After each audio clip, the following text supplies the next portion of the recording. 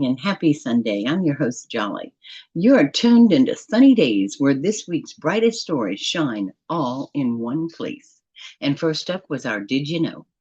Did you know that the first jack-o'-lanterns weren't pumpkins at all? Mm-mm. In Ireland and Scotland, folks used to carve scary faces into turnips, beets, and even potatoes. They believed the flickering light inside would scare away wandering spirits on Halloween night. But when Irish immigrants came to America, they discovered pumpkins big, bright, and perfect for carving. And just like that, the jack o' lantern we know and love was born. So next time you see a glowing pumpkin on a porch, remember this. It's not just decoration, it's a tradition that traveled across oceans and centuries to land right on our doorsteps. Well, in music and movie this week, well, we talked about when it comes to Halloween, you can't beat the chills and thrills of Michael Jackson's Thriller for music. Not only is it the ultimate Halloween anthem, but did you know the music video actually runs like a mini horror movie, complete with werewolves, zombies, and that unforgettable Vincent Price voiceover? It's no wonder the Library of Congress preserved it as a piece of cultural history. And to this day, you'll see dance mobs breaking into thriller moves every October. And on the movie side, ugh, let's talk Hocus Pocus. The Sanderson sisters, played by Bette Midler, Sarah Jessica Parker, and Kathy Jimmy, I always say her name wrong, I'm sorry, cast their spell on audiences back in 1993.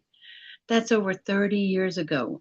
And yet, somehow, their mix of comedy and spookiness and just a dash of musical mischief still makes a family favorite every Halloween season. Between the Sanderson sisters' witty charm and Michael Jackson's moonwalk zombies, Halloween entertainment is a reminder that spooky can also be fun and fabulous and just a little bit magical, right? Yeah. Okay. And for this week's Jolly Chat original, a Maple Hollow Halloween. Well, once upon a moonlit Halloween night, the chipmunks of Maple Hollow whispered to the wind. It was time for their very first costume parade. The forest hummed with excitement. Squirrels stitched capes from fallen leaves and posed as tiny superheroes. And chipmunks wore acorn hats dipped in silver moonlight to look like sparkly witches. And one brave raccoon, well, he wrapped himself in a crinkly white birch bark, shuffling along like a ratty little mummy. But here's where the magic flickered in. The lanterns hanging from the trees weren't ordinary. Each one held a captured giggle, glowing brighter with every laugh.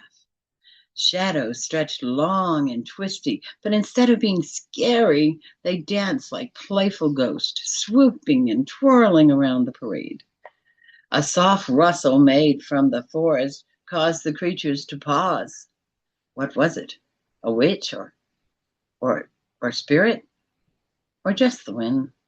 A pair of glowing eyes peeked from behind a tree, only to reveal a wise old owl in a wizard's hat, hooting proudly to cheer them on. And so Maple Hollow learned a secret that night. Halloween magic isn't hiding all in tricks or frights. It's in the joy of coming together and letting your lanterns of laughter chase away the dark. The end. And for our thought to ponder, well, here's a thought to ponder. Halloween does remind us that wearing a mask can be fun. And we slip into costumes, play pretend, and for one night, we get to be someone or anything else, a witch or a superhero or even a giant taco. But outside of Halloween, how many masks do we wear without ever even noticing? Maybe it's the mask of, I'm fine, everything's great, and you're kind of tired, or the mask of confidence when you're shaking your boots inside. We all do it, trading what that true self is sometimes for a version that kind of we need to get out there and project. So here's the question. What would it feel like to drop them all? To show up with no costume, no disguise, just show up, messy, magical, wonderfully human in you. Maybe that's the bravest treat of all, right? Hmm, a thought to ponder. And for a feel good story, well, how about the adults' Halloween?